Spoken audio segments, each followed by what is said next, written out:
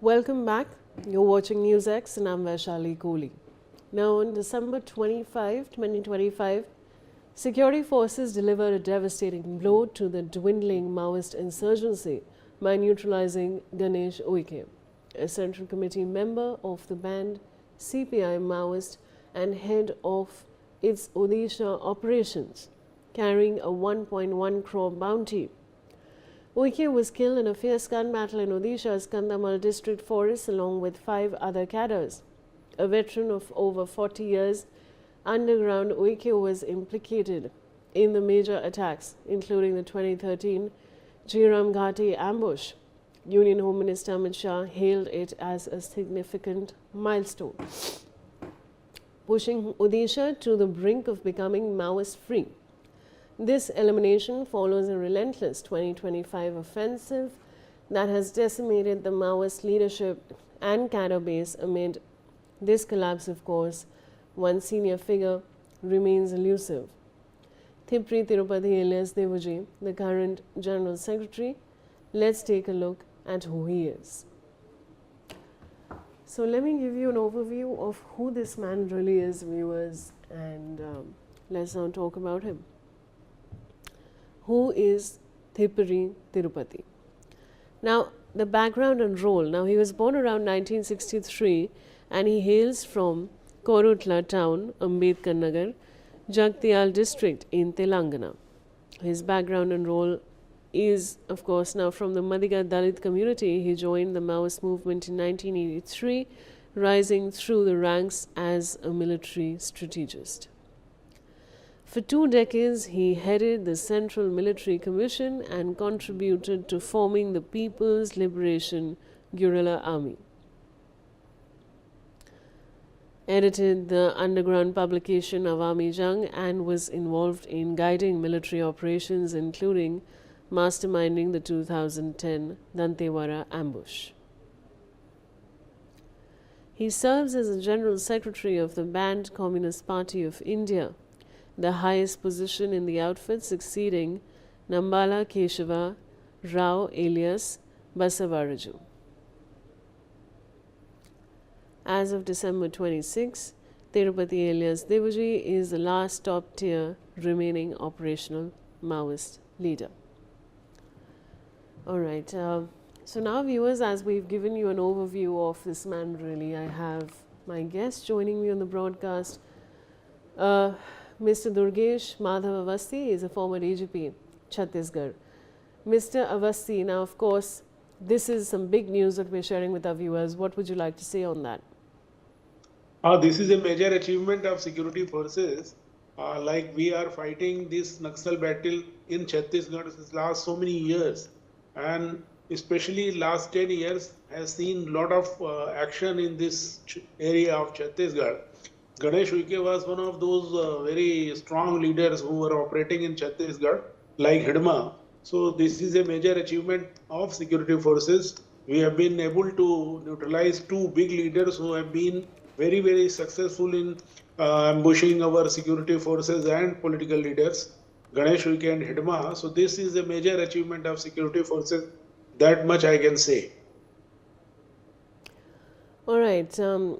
Now, I also want to ask you that how significant is the neutralization of Ganesh Uike for the Maoist network, particularly in Odisha? See, this area of Bastar, Odisha and Andhra and Telangana, these 4 states, they were operating all those Naxals. Either they were like sometimes they were going to Odisha, sometimes they were coming to Chhattisgarh. Ganesh Uike was operating in Chhattisgarh and Odisha as well, and even in Telangana. He was masterminding all those major Naxal attacks what we had, in Dantewara attack as well as Jiram Ghati and all those areas. So the major events happened in Chhattisgarh and Odisha. He was one of those Naxal leaders who were behind this. So this is, I think that for Odisha and Chhattisgarh, this is a major success and major achievement. We'll be able to neutralize the Naxals before March 2026. I think there is no leader left, especially in Odisha and Chhattisgarh. All right, Mr. Wasi, please stay on with me. Now, the red corridor has shrunk dramatically from 126 affected districts in 2018 to just 11 by late 2025, with violence down sharply. The government's target, complete eradication of Maoism by March 31, 2026, as crackdown on left-wing extremism intensifies. Let's take a look at all the top Maoists who were gunned down in 2025. Now, let's talk about viewers about the top Maoist leaders who've been killed in 2025. Now, Nambala Keshava Rao, the years operational are 1980s to 2025. Attacks involved masterminded 2010 Dantewara, Jiram Ghati, multiple ID ambushes. And how was he killed? Well, May 21, gunfight with security forces in Abu Jamarg Forest in Chhattisgarh. That's about Nambala. Well, let's talk about Gautam alias Sudhakar. He was operational in the decades in core leadership, and the attacks involved were senior military operations in Bastar region, and how he was killed was in June. Encounter in Bijapur district national park area in Chhattisgarh. That's how Gautam alias Sudhakar was killed. Katta Ramachandra Reddy, long-term Central Committee member from Telangana and key strategist in roles in cross-border operations. And on September 22, gunfight along Chhattisgarh-Maharashtra border in Abu Jamad Forest is how this man was killed. Madhvi Hidma, 1990s to 2025 is the operational years for him. He led 2013 Jiram Ghati ambush, multiple Sukma Bijapur attacks on forces, and he was killed on November 18, the encounter in Maridumuli forest in Andhra Pradesh. Is how Madhvi Hidma was killed. Let's go on to Ganesh Uike, years of operation over 40 years. And the attacks involved in Jiram Ghati ambush, Odisha operations leadership. And December 25 is how he was killed in a gunfight in Kandhamal district forest in Odisha. So that's, of course, viewers, all the overview, of course, that we're giving you of how all these Maoists were killed. And now I do have Mr. Durgesh Madhav Avasthi, former DGP of Chhattisgarh, also joining me on the broadcast. Now, Mr. Avasthi, my question is now, is this decline in the Maoists primarily due to better security operations, or have socio-economic factors also played a larger role? See, the major offensive launched by security forces in Chhattisgarh and in and around Telangana and Odisha. Last 2 years we have seen, especially this year 2025, as you told your viewers, that major leaders have been neutralized, and also some of the very strong leaders surrendered to either in Maharashtra or in Telangana or in Chhattisgarh. So see, this is a shrinking base of Naxals, especially those armed rebellion, People Liberation Guerrilla Army and all those units. So these outfits were creating a lot of terror and damage to the government property as well as the security forces.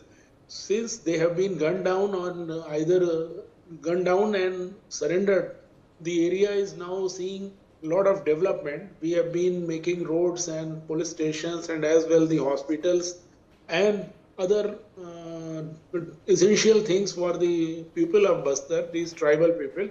So I think with these achievements, and as the Home Minister says, March 2026, when we will have all those, now after Ganesh Uike and Madhvi Hidma, there will be a small time of small kind of leaders or small time Dalam commanders. They will either surrender or will be neutralized. Most likely they will all surrender. So I feel that with the socio-economic development of that area, government is already doing it, and they will do in a big way after the eradication of these Maoist threats. I think this will be a major achievement of government of India as well as the government of Chhattisgarh. This area who has been long back exploited and not developed, will see the light of development, and they will find, the mainstream of the country. This will be included. The Bastar is a good place.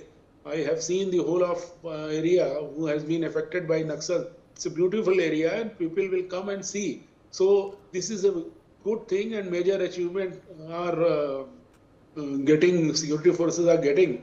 So I think with 2026 we'll see the Naxal Mukt Bharat or Naxal Mukt Chhattisgarh as well. Now, Mr. Vasi, my final question to you is that, despite all these setbacks, what capabilities do Maoist groups still retain?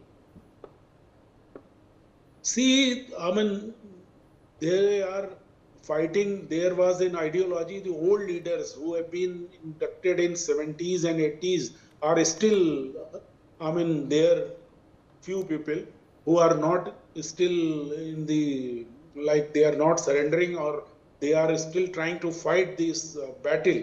But I think they will never last long.